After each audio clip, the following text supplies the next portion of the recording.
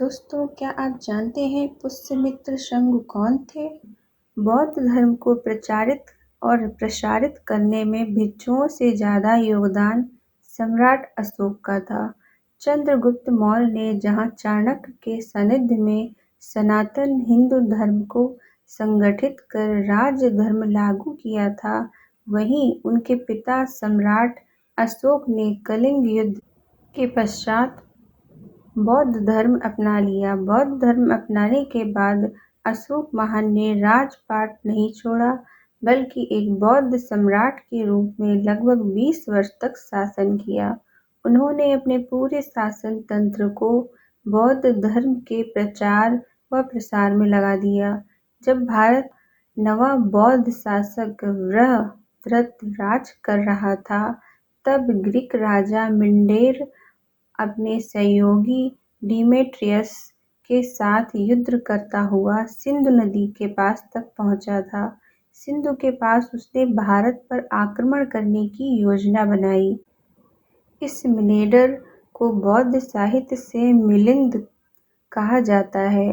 कहते हैं कि मिलिंद गतिविधि की जानकारी बौद्ध सम्राट वृहद्रथ के सेनापति पुष्यमित्र शंगु को लगी। पुष्यमित्र ने सम्राट वृहद्रथ से सीमावर्ती मठों की तलाशी की आज्ञा मांगी, परंतु बौद्ध सम्राट वृहद्रथ ने यह कहकर मना कर दिया कि तुम्हें व्यर्थ का संदेह है। लेकिन पुष्यमित्र शंगु ने राजाज्ञा का पालन किए बिना मठों की तलाशी ली और विद्रोहियों को पकड़कर भारी मात्रा में हथियार जब्त किए।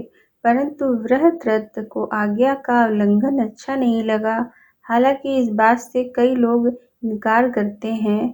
कहते हैं कि पुष्यमित्र शंगु जब वापसी राजधानी पहुंचा, तब सम्राट वृहद्रथ सेना परेड लेकर जांच कर रहा था। उसी दौरान पुष्यमित्र शंगु और वृहद्रथ में कहासुनी हो गई।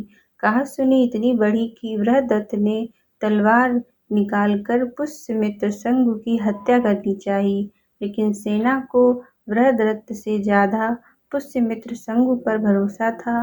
पुष्यमित्र शंगु ने वृहद्रथ का वध कर दिया और फिर वह खुद सम्राट बन गया। इस दौरान सीमा पर मिलिंद ने आक्रमण कर दिया।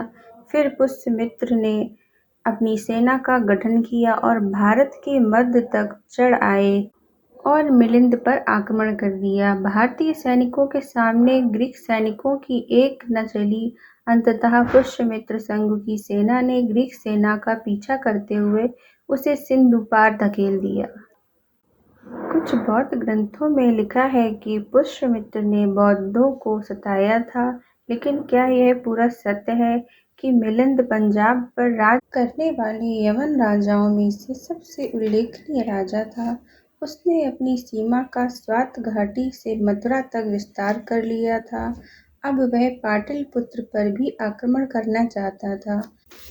उससे लड़ाई के चलते पुष्यमित्र को इतिहास में अच्छा नहीं माना गया है। पुष्यमित्र का शासनकाल चुनौतियों से भरा हुआ था।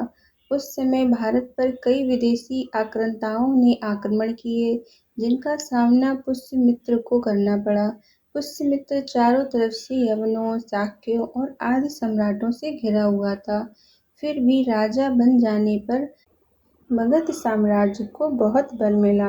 पुराणों के अनुसार पुष्यमित्र ने 36 वर्ष तक राज किया। इसके बाद उसके राज्य का जब पतन हो गया, तो फिर बौद्धों का उदय हुआ। हालांकि पुष्यमित्र शंगु के बाद 9 और शासक हुए: अग्निमित्र, वसुज्येष्ठ, वसुमित्र, अंधक, 3 अज्ञात शासक, भागवत के देवीभूत। आगे की जानकारी के लिए हमारी नेक्स्ट वीडियो देखना ना भूलें। ये वीडियो कैसी लगी हमें लाइक कमेंट करके ज़रूर बताएं।